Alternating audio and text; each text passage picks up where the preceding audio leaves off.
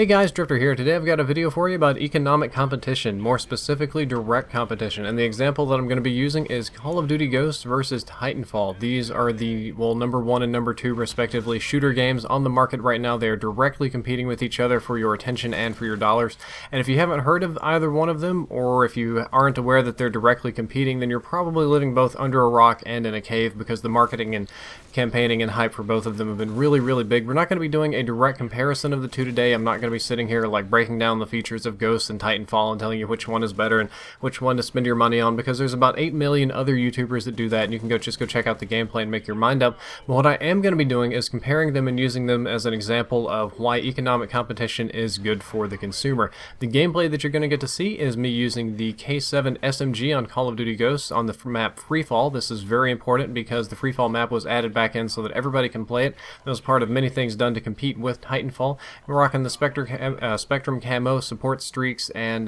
just going to be playing very hard. I get off to a rough start in the beginning, but I go on an awesome tear later on in this game. I go about 56 and 20 something with almost 15 caps. I think I had 13 or 14 caps, but let's move back into economic competition.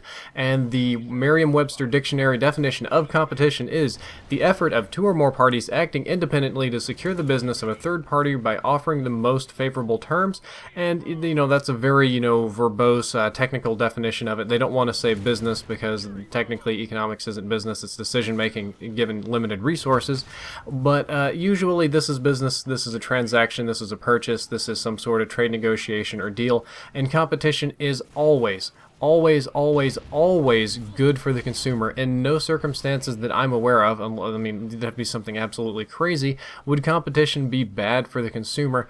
And it's even better if you already like one thing. For example, let's say you are a diehard Call of Duty fanboy. You play Call of Duty every single year. You're interested in everything about the game.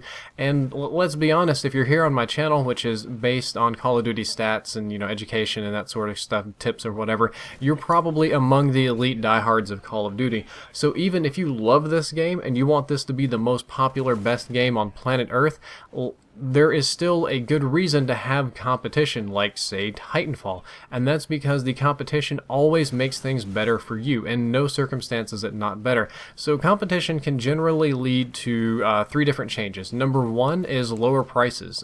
When 2 businesses compete, oftentimes the quickest and easiest way to attract more customers to your business as opposed to your competitors is just lower prices. Because people in general are more price sensitive than anything else. They're more price sensitive than they are quality sensitive, than they are environmentally or consciously or quality. They only care about price more than anything else. That's the biggest determining factor in any purchase. But it can also change, and you can have better quality goods. That's one of the other things that can change. So let's say your business doesn't want to be the cheapest, or you don't want to take that big a cut. You can redo, rebrand, remake, or I guess you could lie, but really what you would want to do is improve and just say that you have the better quality goods, or offer a bigger product or a different product. And bigger product is very similar to lower price. Sometimes it's more quantity. Essentially, you're getting more bang for your buck, which is very similar to lower price, but perceptually when you're shopping for it, it doesn't always quite seem that way.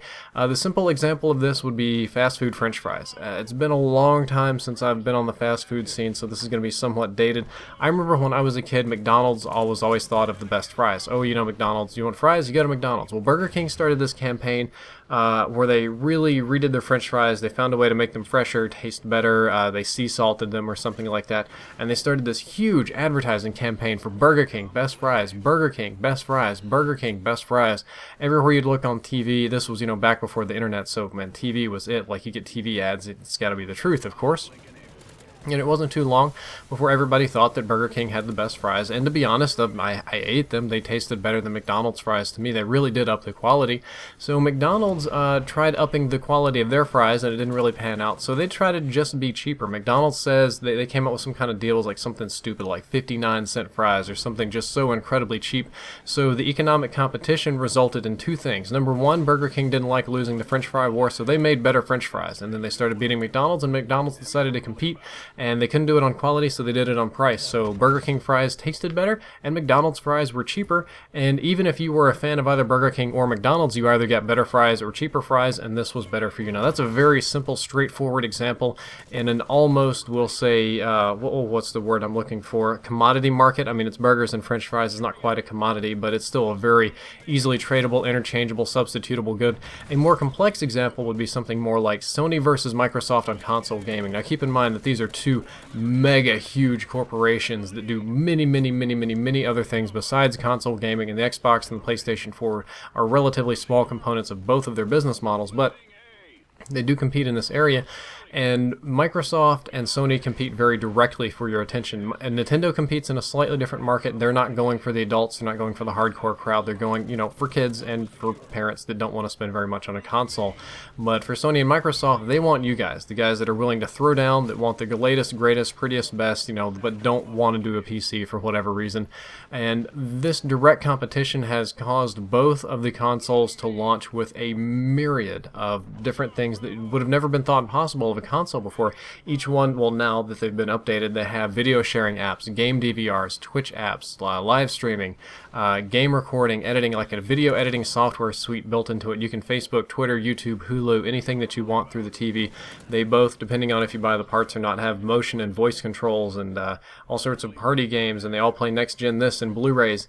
And if there was only one of them in the market, let's say it was Nintendo and one other person, they would never bother to offer this. There would be no reason to sort of up the ante against the competitor, no reason to decide to do one thing or the other than just play games. This might actually be one of those rare examples where competition isn't necessarily good for you. I'm thinking maybe launch consoles, because both companies stress themselves to the absolute maximum to get out of the door first with the latest, greatest, best. And unfortunately, sometimes the consumer does take the hit on that, like the defective Xbox 360s, although usually you get your money back. In the long run, competition is still going to be better because you get a better product in the long run.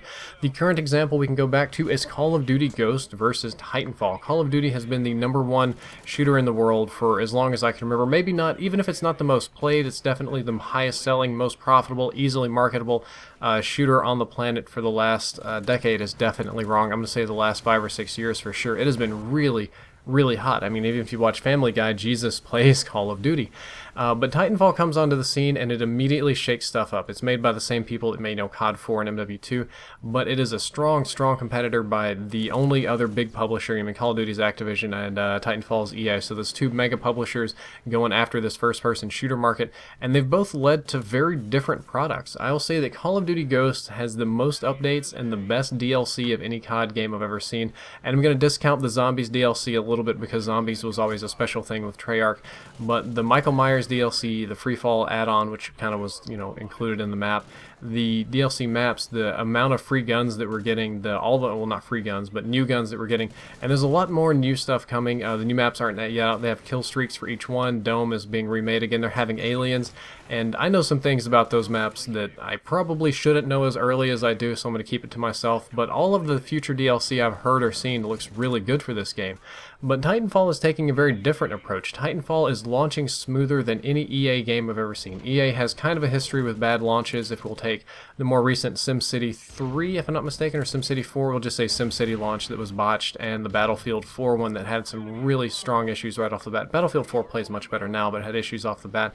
Titanfall is launching smoother and better than any EA game in recent memory, just launching, and it's going really well. It has nothing that Call of Duty has. No gun camos, no customization, limited weapon choices, limited vehicle choices. It's actually a pretty good map selection.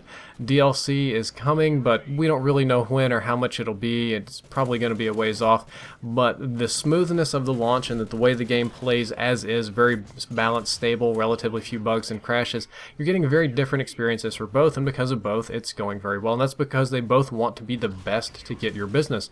Lack of competition can lead to some very bad things, mostly monopolies and oligopolies.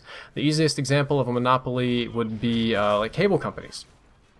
Who here likes their cable ISP? Probably nobody, because chances are It's either that one cable company in town, or there might be two or one cable company in AT&T. They probably have the same, if not very similar pricing, the same, if not very similar services. Their customer service is probably terrible, just good enough to keep you from canceling. And South Park absolutely nailed it with cable companies. They have monopolies or oligopolies all over the country, and they don't really have to do anything. It's like, oh, you don't want our cable package? Too bad. Where are you going to go? Oh, wait, we're the only company in town. Haha, deal with it.